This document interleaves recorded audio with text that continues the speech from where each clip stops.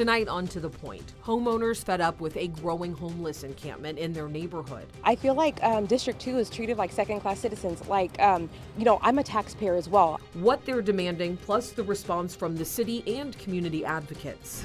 Hundreds of illegal guns taken off California's streets. How the Attorney General is pushing to regulate them. Plus millions of dollars and thousands of jobs for Sacramento. The new report highlighting the impact of the Golden One Center. But first tonight, it was too good to be true. That is how some North Sacramento homeowners are feeling after they say they bought homes on an empty promise. Thank you so much for joining us. This is To The Point, and I'm Alex Bell. Tonight, homeowners telling our Jeannie Nguyen they are fed up with the growing homeless encampment in their neighborhood, and they are blaming the city and the developers for failing to address the problem. Jeannie Nguyen shares their story and the response from the city. This was supposed to be Angela Miles's dream home. When I had seen the house, it wasn't even built yet, but I had seen a model, and I was like, oh my gosh, this is so nice. A North Sacramento resident her entire life, she was excited to put down roots with her husband and 8 children. They moved into this brand new development along Rio Linda Boulevard in December 2019. We had been looking for quite a while, and I just decided I wanted a new build. Just steps from her home, homeless encampments had already been an issue, but she says it wasn't bad when she first moved in. On top of that, she says the home developer, Riverland Homes, promised her it would be dealt with. We did ask the developers about it, and they said that the city was working on addressing the issue, and that by the time we were moved in, that it would be taken care of. Now, 4 years later, Miles says the problem has gotten so bad she and her family do not feel safe. I had a homeless person threaten our well-being, literally he's standing in my driveway and telling me that he's going to do harmful things. Miles says she sent the city and home developers countless of emails and made dozens of 311 reports over the past 4 years and believes nobody cares about her or her neighbors. I feel like District 2 is treated like second-class citizens. I'm a taxpayer as well. I pay property taxes, I pay federal taxes. I should not have to have this. But community advocate Bob Erlenbush says placing the blame on the unhoused is unfair and believes everyone should work together. Seeing if they could come up with a way for the homeless people to be employed. Can we create a crew of people that could mow lawns or, for a few dollars or, just as a way to build a community rather than staying so isolated. A city spokesperson tells ABC 10 staff have worked on this area as early as last week and says 4 people accepted shelter services and the city towed 4 hazardous vehicles. The city also adds it will continue to return to the area this week, all while providing support to those most vulnerable. While this is some progress, Miles says she's having a hard time staying hopeful. It's been since 2020. I'm exhausted. And Jeannie joins us right now. You said this is a relatively new housing development. You also spoke with the developers. You reached out to the developers. What did they have to say? Yeah, that's right. I did reach out to the developers, Riverland Homes, and at this point, I have yet to hear back. And I want people to remember, right now, District 2 does not have a city council member. And that, Alex, is part of the frustration that these homeowners are feeling right now. All right, Jeannie, thank you so much for your reporting. And of course, we're going to work to get you more answers. All right, tonight, the California Department of Justice announced the seizure of nearly 1,500 guns just in 2023. California Attorney General Rob Bonta announced the release of the 2023 Armed and Prohibited Persons System Annual Program Report. The APPS program works to identify and recover illegally possessed firearms from individuals who fall into a prohibited status, but at one point purchased the firearm legally. We investigated approximately 8,500 individuals who were identified as armed and prohibited persons. We recovered 1,443 firearms. Of the guns recovered, 88 of them were ghost guns, and Bonta and 20 other attorney generals are now urging the Supreme Court to review how ghost guns and firearms are regulated under federal law because they want to apply the definition of firearms to ghost guns, which they say would help ensure that they are subject to the same serialization and background check requirements as conventionally manufactured guns. And federal investigators were back in Dublin, California today, searching a troubled women's prison. According to the Associated Press, computers and documents were seized as part of a years-long sexual abuse investigation that led to previous charges against a former warden and other employees. So a source tells AP that more than a dozen FBI agents were at the correctional institution today and say the warden, associate warden, and captain were removed from the facility. While the FBI has confirmed agents were at the prison today, they have not given details about the visit. And several Sacramento businesses are cleaning up and tightening up security after a string of break-ins. Over the past 2 weeks, they say 5 businesses were burglarized, and this includes V. Miller Meats, Compton's Market, Taylor's Market, Orphan Breakfast House, and then Sellen's Market Cafe on Broadway. The Sacramento Police Department is investigating whether they are connected or not. And ABC 10 also talked to one store that's really focused to make sure that this does not happen again. It seems like they just came in, got the safe, and got out. They only really wanted one thing. Yeah, we definitely tightened up our practices and how we interact with people that don't work with us directly and how they come in through the business, because you never know who you're working with and what they're looking at. Everything's replaceable. I'm just glad no one was hurt. And despite the string of burglaries, all 5 businesses are open. And as Sacramento police investigate, they are asking you to share any information you might have. Just remember, you can also leave an anonymous tip. And we now know the identities of 2 people killed in a boating accident over the weekend out in San Joaquin County. And this happened in the Delta area. The 2 victims were identified as 41-year-old Quang Liu of Elk Grove and 21-year-old Navin Liu of Oakland. And a minor made it out of the water safely, thankfully. And deputies say the incident only involved that boat, and they are looking into exactly what happened. Still ahead, onto the point. From money for businesses to thousands of new jobs, a new report is highlighting the impact Golden One Center has on Sacramento. Tracking more showers coming in for tonight. Right now, we're already starting to see areas of rain for the foothills and snow for the Sierra.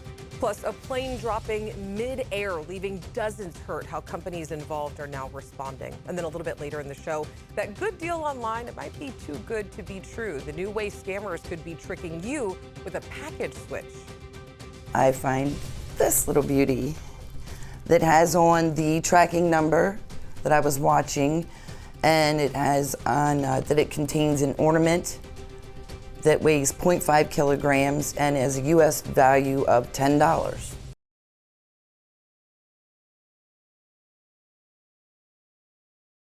All right, let's get straight to your forecast. Chief Meteorologist Monica Woods. We have more rain moving in, right? Showers moving in again right now. Yes, we take a look up in the Sierra. They're actually screening trucks at Applegate on I-80 to make sure that they have those chains in their possession. As you can see, visibility is starting to decrease as those snow showers start to pick up, and rain showers as well starting to move through. Winter weather advisory in place until 5 o'clock tomorrow afternoon. You can see the band of rain starting to press our way. Showers already starting up along I-80, soon to be affecting Highway 50. This is all part of a quick moving system that comes through overnight tonight through early tomorrow. We are calling for a chance of showers, though, lingering into our Tuesday forecast. But shortly after sunset, we get into those showers. Our forecast low at about 50 because of the cloud cover, just kind of keeping things a little bit more steady for temperatures tonight.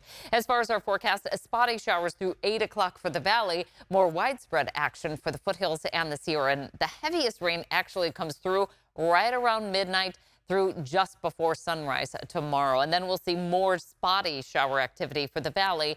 The snow, though, it continues for the Sierra, with roughly about 1 to 6 inches of snow expected tomorrow for the Sierra, closer to about 1/4 of an inch to 1/10 of an inch of rain for the valley. Right after that, we get into some gusty winds. That'll take place late Wednesday through early Friday, with wind gusts up to about 40 miles per hour. Highs for tomorrow in the 30s for the Sierra, 40s and 50s down the hill. So that snow line at about 4,500 to 6,000 feet. Highs in the 60s and along the coast and for the valley as well after morning lows in the 40s to right around 50. So our 5-day regional forecast includes the shower activity for tomorrow, and then it's dry. It is warmer all the way through our St. Patrick's Day weekend, with highs in the mid-70s for the valley. Now, that is a beautiful forecast. Thank you so much, Monica. All right, coming up onto the point, Biden lays out his proposed budget, what it includes, plus Trump's legal team filing new motions in court today. And then a flight sends dozens to the hospital after dropping mid-air, what the company is saying happened. plus a big boom for Sacramento's economy. The new report highlighting Golden One Center's impact.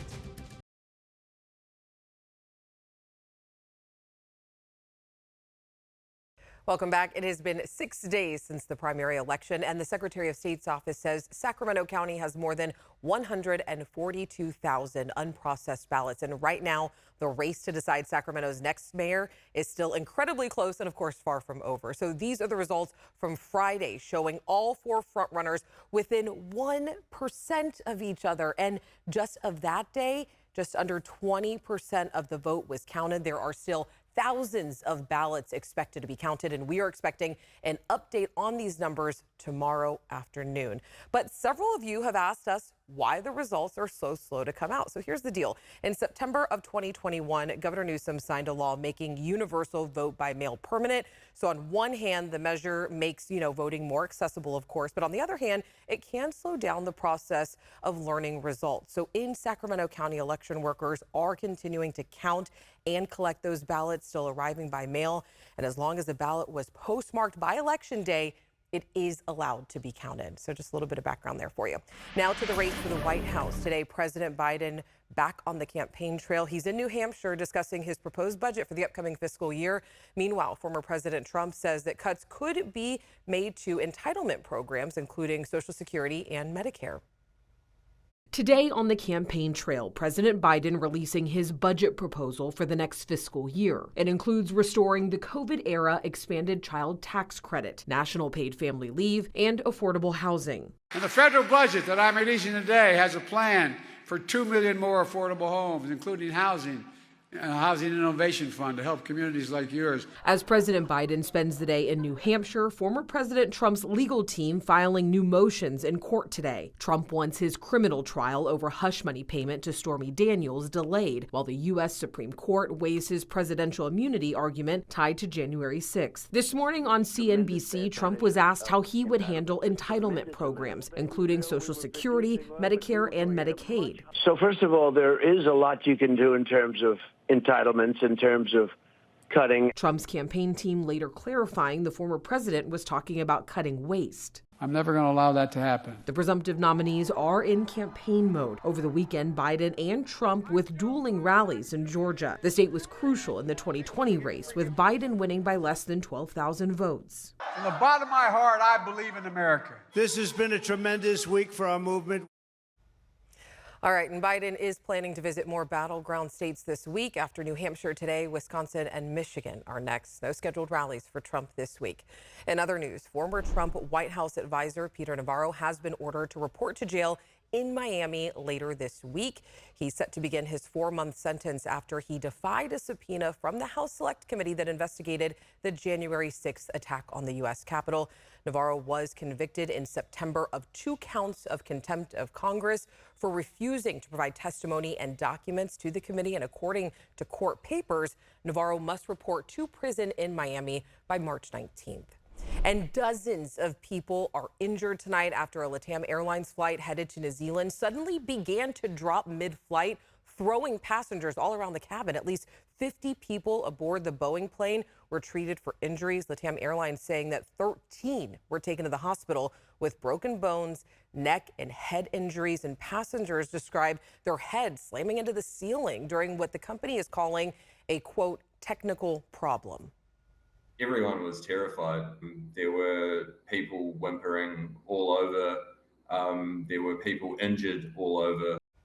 Now, in a statement, the airline said the flight, quote, experienced a strong shake, and that cause is under investigation. Boeing has also said that they are gathering information about the incident.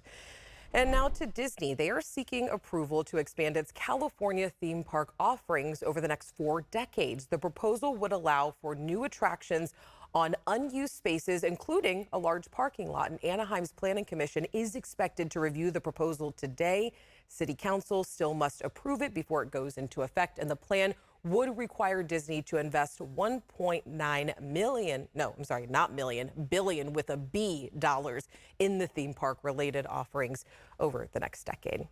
All right, now to a new economic report that shows the magnitude Golden One Center has had on the city of Sacramento and just our region.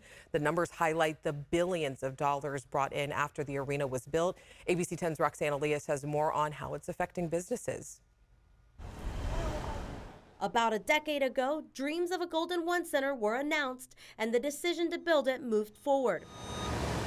Since then, downtown Sacramento businesses and the entire region have noticed the impact. Oh, it's the reason I'm here. I mean, it's been fantastic. I've been downtown for the last 35 years, and I've been over at Malt Mash since 2016, right prior to when the arena opened. And we've seen great business from them. Anytime there's events, Kings games, concerts. Bob Simpson owns 3 businesses downtown, including Malt and Mash Irish Pub, Social Nightclub, and his newest called Townies. He says the economic investment of the Golden One Center is tremendous. A few days ago, the Greater Sacramento Economic Council released a report from 2022 to 2023, which they say proves it. So $665 million a year in overall impact to the region is significant, over 2,000 jobs. We have a doubling in foot traffic around DOCO when there is an event, which happens, well over 100 times a year, right? The report also found the center contributed to $42 billion in visitor spending, $2.6 million in city tax revenue, and $22 million in county, school, local, and state taxes. And just to picture the impact, Trolls Adrian wants people to imagine what downtown would be like today if the Golden One Center didn't exist. If we hadn't done that, taken that, I think, very calculated and very reasonable risk and leapt into the future together as a city, as a region, and as a civic community with the Kings to retain the Kings here and build this really state-of-the-art global asset for the region. The numbers are significant for Simpson, who says he's experienced the growth firsthand, and he doesn't see it stopping. Yeah, I'm very invested down here. I've got, in the last 3 blocks, I've got substantial businesses, and I see it only getting better. We love to see our businesses doing well. All right, next one to the point. Scammers are using a good deal to trick you with a package switch. We'll show you what to look out for after the break.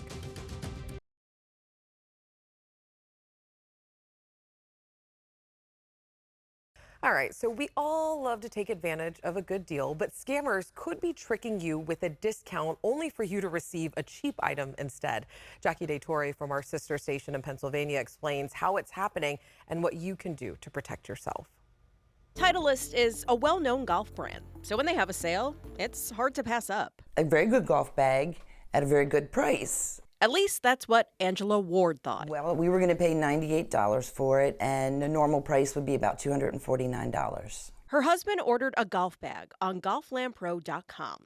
The price seemed reasonable, considering it was around Christmas time, and plenty of companies offer sales. I could follow the tracking on it, which I did, and watched every day as it went through Chicago, Harrisburg, and supposedly it came here. But a big bag like this should have come in a big box. But it didn't. I go out to get my mail, and as I'm going through the mail, I find this little beauty that has on the tracking number that I was watching, and it has on that it contains an ornament that weighs 0.5 kilograms and has a U.S. value of $10. So that's your golf bag? That's my golf bag. I got scammed. Ward knew to pay with a credit card for extra protection, so she called right away to let them know it was fraud. But I was really mad, and I just feel stupid, but that's what I don't understand. And there's got to be other people that wouldn't know to do that either, or knew what to do in this situation. At first glance, this website does look legitimate, but the first red flag is on the Contact Us page. There's no phone number listed, and when we went to search that address, it doesn't exist. Ward did get an email when she placed the order. We threw that email into Google, and a lot of similar stories started to pop up.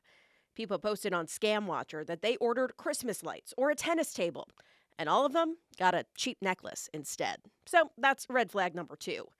And red flag number 3, we reached out to Titleist, and they confirmed golflandpro.com is not an authorized retailer for the brand. But why would the scammer send someone a cheap necklace? John Brayo with the National Consumers League says it's harder to dispute merchandise fraud with a credit card company when there's a tracking number and delivery. What the scammers are banking on is that a certain percentage of the people who receive these necklaces just will give up. They won't complain, or if they complain and then the credit card company says, oh, well, we have this tracking number that it was delivered to you, they will just sort of, throw up their hands. It's $90 lost, lesson learned. But Ward did fight back and won. She documented everything, and her credit card company determined it was fraud. So she got her money back.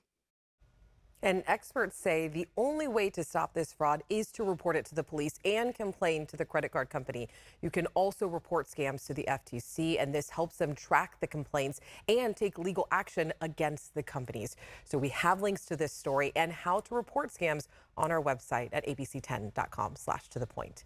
And you already know, we love to tell your stories. We also love getting to meet you. So if you have something that you think we should be looking into, make sure you reach out to me and the team. Remember, strangers are people we just haven't gotten to know yet. So take the time to get to know someone. Have a good night, and I'll see you right back here tomorrow.